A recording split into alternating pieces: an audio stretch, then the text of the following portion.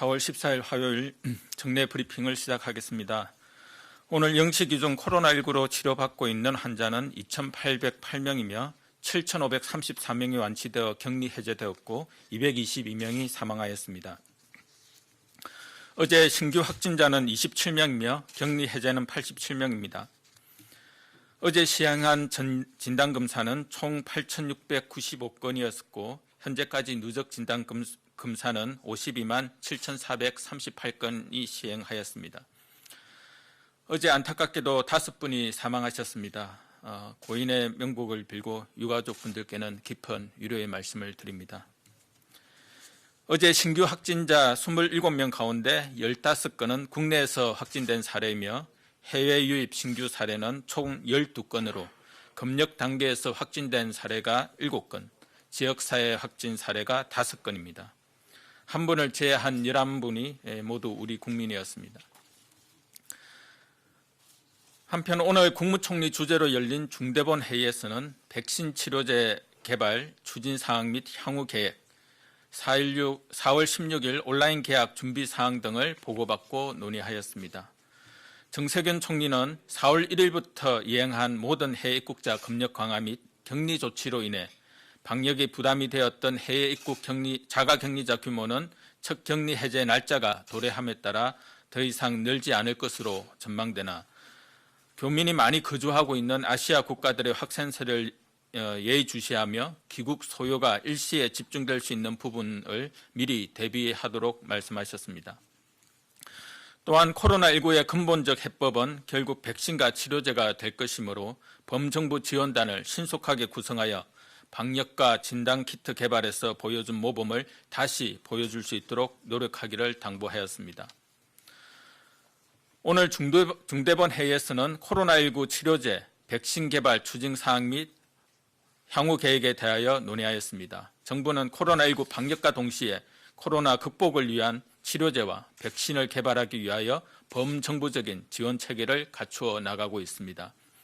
치료제의 경우 연내 치료 가능한 약제를 개발하기 위해 기존 약물의 사용 범위를 확대하여 적용하는 임상시험을 신속 지원하고 확진자의 혈액을 활용한 항체의약품과 혈장 치료제를 개발할 예정입니다.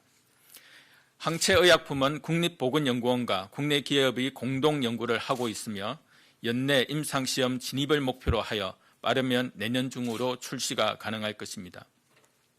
혈장 치료제 또한 국내 기업과 공동 연구를 진행하고 있고 다량의 혈액을 확보하여 2~3개월 내 치료제를 개발한다는 목표로 추진하고 있습니다. 백신 개발 분야는 미국과 약 6개월의 개발 차이가 존재하지만 민간 협력과 국제 협력을 통해 21년 하반기 또는 22년 국산 백신 개발을 목표로 다양한 플랫폼의 백신 연구를 추진하고 있습니다. 앞으로도 완치자 혈액 확보 간소화, 기관생명윤리위원회, 즉 IRB 면제 등의 규제 적용을 합리화하고 감염병 연구개발 투자를 대폭 확대하며 인공지능 기반의 치료제 후보 물질 발굴 플랫폼을 구축하겠습니다. 또한 공공백신 개발센터나 백신 실용화 사업단 등의 연구 인프라를 확충하고 감염병 연구 국제 협력을 강화해 나갈 예정입니다. 대통령께서도 언급하셨듯이 치료제와 백신은 코로나19의 완전한 극복을 위해 반드시 넘어야 할 산입니다. 치료제와 백신 개발이 조기에 성공할 수 있도록 범정부적인 지원 체계를 구축하여 정책적, 제도적으로 집중적인 지원을 해나갈 계획입니다. 복지부 장관과 과기부 장관을 공동단장으로 한 코로나19 치료제 백신 개발 범정부 지원단을 설치하고 국내 코로나19 치료제 백신 개발 사항을 점검하며 현장의 애로사항을 파악하여 지원 대책을 수립하겠습니다. 범정부 지원단을 뒷받침할 관련 부처와 산업계, 학계, 연구소, 병원 등의 전문가로 실무 추진단을 신속히 구성하여 이번 주 중으로 범정부 지원체계 운영을 시작하겠습니다. 제2차 스페인 귀국 국민 이송과 검사 결과에 대해 말씀드리겠습니다. 지난 4월 13일 오후 2시에 스페인 재외국민과 가족 총 43명이 민간 특별 연결 항공편을 통해 인천공항에 단체 입국하였습니다.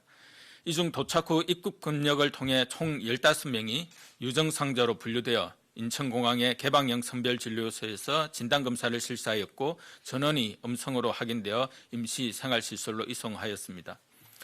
증상이 없던 28명도 임시 생활시설로 이송하였고 검사를 실시한 결과 전원 음성으로 확인되었습니다. 전원 음성으로 판정됨에 따라 입소일로부터 4일 후 다시 한번 진단검사를 실시할 예정이고 모두 음성일 경우 남은 열흘간은 자가격리로 전환할 계획입니다.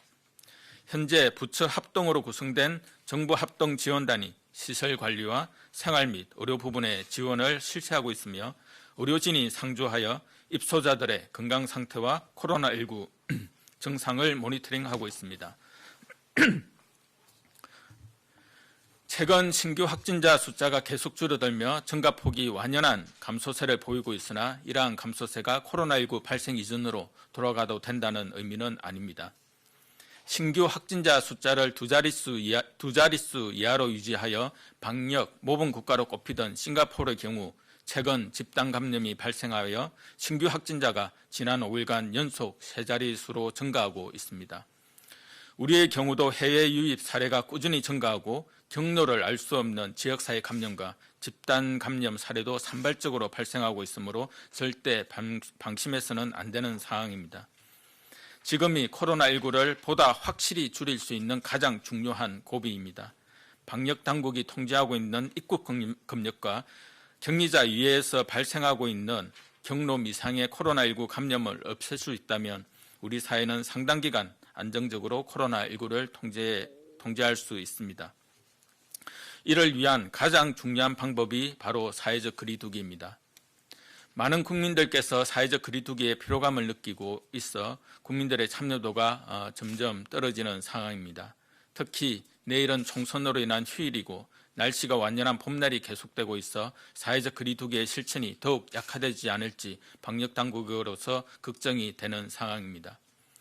내일 총선 투표를 하시기 위해 줄을 설 때는 1m 이상 충분한 거리를 둘 것을 당부드리고 발열 체크, 비닐 장갑 사용 등 수칙을 잘 지켜주시기 바랍니다.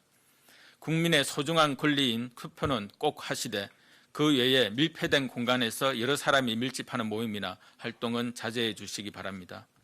선거날 공휴일을 맞아 가정 내 일상적인 공간에 대해 깨끗하게 청소를 하고 손이 자주 닿는 물건과 장소는 소독제 티슈, 알코올 등을 사용하여 소독하는 노력을 부탁드립니다. 또한 일교차가 심하여 환기를 자주 하지 않는 시기인 만큼 문과 창문을 열어 자연 환기를 해주실 것을 권해드립니다. 환기를 통해 공기 중 코로나19 바이러스가 들어있는 침방울의 농도를 낮출 수 있고 코로나 바이러스가 묻어있는 물건이나 장소를 소독하면 손을 통해 전염될 가능성이 낮아지게 됩니다. 우리 모두가 매일 2회 이상 환기를 하고 주기적으로 손이 자주 닿는 장소를 소독하는 것만으로도 코로나19가 설 자리를 줄일 수 있습니다. 국민 모두 서로에 대한 신뢰와 사회적 연대의식을 바탕으로 노력하는 것이 더욱 필요한 시점입니다.